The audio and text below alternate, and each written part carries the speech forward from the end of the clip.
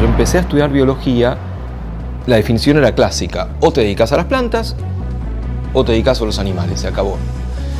Y ha avanzado tanto en estos últimos años de tratar de entender qué es la vida, que es la gran pregunta de por qué estamos vivos, por qué sentimos.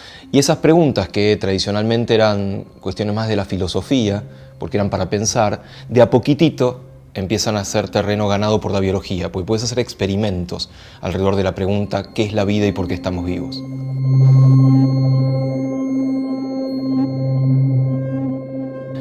A mí me interesa por ahí el diálogo de la filosofía con la biología en tanto estudio del cerebro.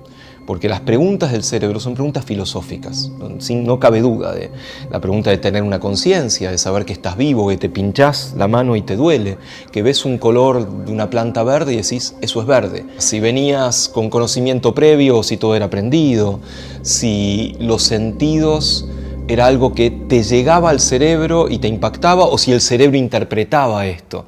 Bueno, esas preguntas que históricamente son de filósofos de barbas largas, ahora son de biólogos pelados.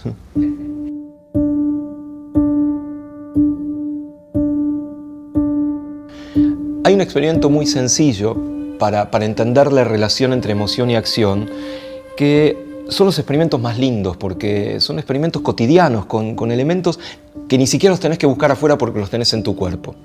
Uno de mis experimentos favoritos consiste en pedirle a la gente que sonría, que fuerce una sonrisa. Y entonces te miran como loco, está chiflado obviamente, que experimento y experimento, pero decís, no, fuerza una sonrisa y manténela un rato.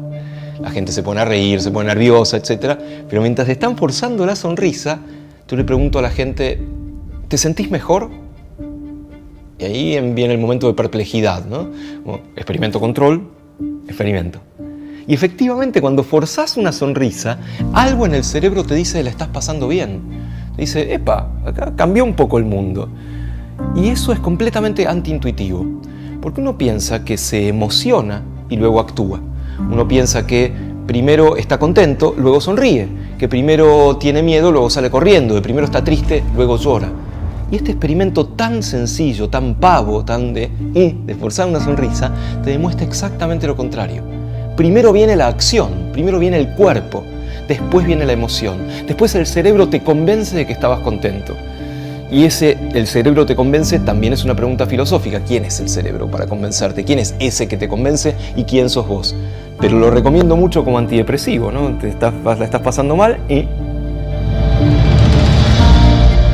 La materia y la energía son parte de lo mismo, es lo que nos enseñó hace muchos años un tal Einstein, que los puso en una misma fórmula, que es todo lo que sabemos de Einstein en general. Para saber un poco más hay que saber de física, y es bastante extraño, ¿no?, que hace 120 años o 100 y pico de años que Einstein propuso estas cosas y todavía siguen siendo material ajeno, no están en la escuela, por ejemplo.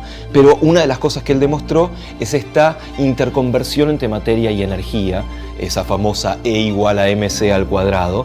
De hecho, lo que nos está diciendo es que a partir de la masa, a partir de la materia, podríamos obtener cantidades abismales de energía si supiéramos cómo obtenerlas. A veces sabemos y otras no tanto.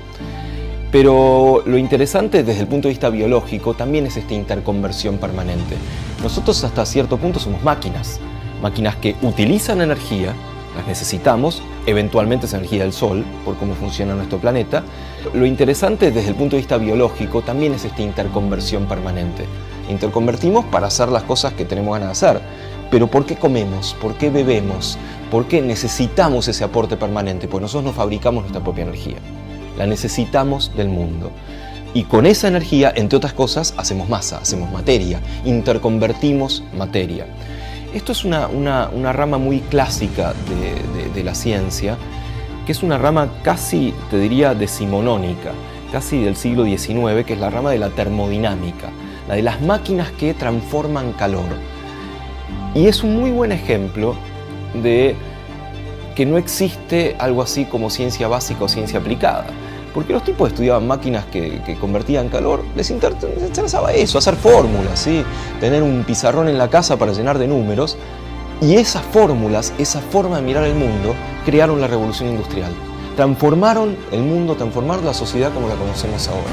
Con lo cual, mirar la naturaleza, tratar de robarle secretos, tratar de entenderla, nunca es un acto inocente. Siempre tiene alguna consecuencia.